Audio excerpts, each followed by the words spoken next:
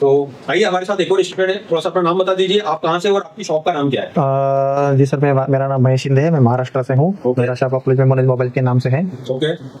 तो महेश ये बताइए मुझे कि कभी ये सोचा था कि हम एक ऐसे इंस्टीट्यूट में पढ़ने आएंगे, एक ऐसे टीचर से पढ़ेंगे जिनका नाम है मिस्टर देवरतन अग्रवाल, हाँ सर। जिनको 12 साल का एक्सपीरियंस है पढ़ाने का, हाँ। नॉलेज में लेवल हाई है उनका, हाँ। पढ़ाने का तरीका बिल्कुल यूनिक है, Unique है। मेहनत करते हैं, 50-50 बार रिवीजन कराते हैं, बराबर है। एंड से लेके शुरू से लेके एंड तक की सारी चीजें बताते हैं, बताते फिर उसी के बाद उसका प्रैक्टिकल भी होता है, Yes, sir. जो सेक्शन में पढ़ा है। Yes, sir. तो ये सारी चीज करके बैठे हो आप सर, सारी चीज करके बैठे हैं। हमारे में इतनी ताकत है कि हम इस आईसी को पूरे भारत के सामने इसको एक्सप्लेन करके कर सकते हैं सर, बता सकते हैं। बता सकते तो चलिए मैं स्वागत है आपका, आप बताइए यहाँ पर एक्सप्लेन करके। हैं। आज हमारे देव सर के साथ चार्जिंग की क्लास थी। ओके। उन्होंने पूरा सेक्शन हमको बताया है, मैं पूरा एक्सप्लेन करने का कोशिश कर रहा हूँ। ओके। ये BQ 25 एक नंबर की जो आईपी है, आईसी है, ये सारे चार्जिंग के मतलब सारे मोबाइल में चार्जिंग का काम करती है। मतलब मोस्ट वांटेड आईसी। हाँ, मोस्ट वांटेड आईपी, मतलब कि 90% मोबाइल में ये चलती है। ओके।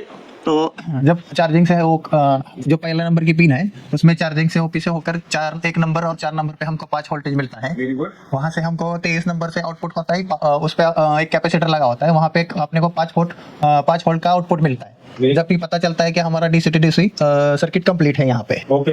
और उसके बाद जो 2 नंबर की लाइन है ओके। वो पावर सेल से है, जो यहाँ से आउटपुट होती है। वहाँ 10K का रजिस्टर लगा के ये फिर से अपने 22 नंबर में इनपुट होती है। ओके।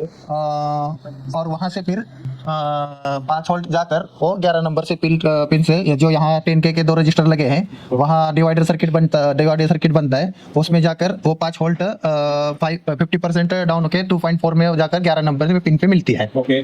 उसके बाद में ये अपना वो एक 19 और 20 जिसमें स्विचिंग होता है। स्विचिंग होने के बाद में यहाँ पे 3.6 से 4 वोल्ट तक यहाँ पे बनता है। ओके। यहाँ एक कॉइल लगी हुई है। ओके। वहाँ कॉइल से 4 होकर वो अलग अलग वीपेज तैयार होके अलग अलग पावर लाइट डिस्प्ले ऐसे कुछ सेक्शन है, वहाँ पे चला जाता है। फिर वही लाइन एक वीपेज की फिर से आईसी में इनपुट होती है। ओके। फिर वहाँ से अपने को 21 नंबर से फिर से एक आउटपुट मिलता है। ओके। वहाँ अपने को 8 एक कैपेसिटर लगा रहता है, वहाँ पे अपने को 8 वोल्टेज मिलता है। और दूसरे पॉइंट पे 4 वोल्टेज मिलता है। ओके। Very good. तो इस पे पता चलता है कि अपना सब कुछ अपना चार्जर लगाने के लिए सब कुछ सर्किट ओके है। Okay. उसके बाद हम चार्जिंग डिटेक्टर लाइन पे 3 नंबर से आते हैं। यहाँ पे जब चार्जिंग हम इन करते हैं तो अपने को समझता है कि चार्जिंग हो रहा है। Okay. उसके बाद 4 नंबर जो है वो NC है। 5, 6, 7 ये CPU के प्रोटोकॉल है, जिससे ये प्रोटोकॉल जो लाइन CPU से मिलती है।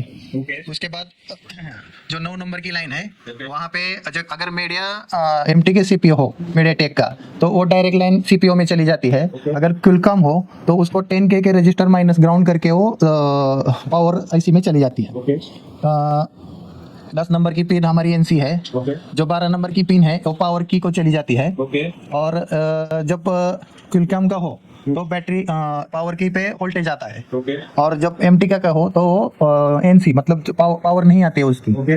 फिर ये सब कुछ सर्किट ठीक, मतलब ये सब कुछ अच्छा हो, मतलब सब कुछ ऐसी अच्छी हो, ओके हो, ऐसा पता चलने के बाद में हमको आउटपुट मिलता है जो बैटरी कनेक्टर से मिलता है। तो वहाँ पे अपने को अगर MTK का IC होगा तो बैटरी बिना लगाए हम उसको 4 वोल्ट 3.7 या 4 तक मिलता है। ओके। और जो क्विलकॉम का हो तो अपने को बैटरी लगाकर ही वो चेक किया जाता है। अच्छा। इसी तरह से ये सर्किट पूरा करता है। क्वांटम का मोबाइल है। हाँ। बिना बैटरी लगाए इस पे वोल्टेज नहीं आता। और मीडियाटेक है तो चार्जर लगा के वोल्टेज आ सकता है। उनको आ सकता है। तो इससे पता चलता है कंफर्म होके। तो अभी ये छप गया दिमाग में डायग्राम? पूरा छप गया है सर, अभी मतलब चार्जिंग का पूरा छप गया है पूरा दिमाग छप गया। चलो ठीक है, एक बार देव सर के लिए क्लैपिंग कर दो भाई। हाँ सर। हाँ sir, thank you Dev sir, thank you ऐसी रेलकॉम बाबू। वो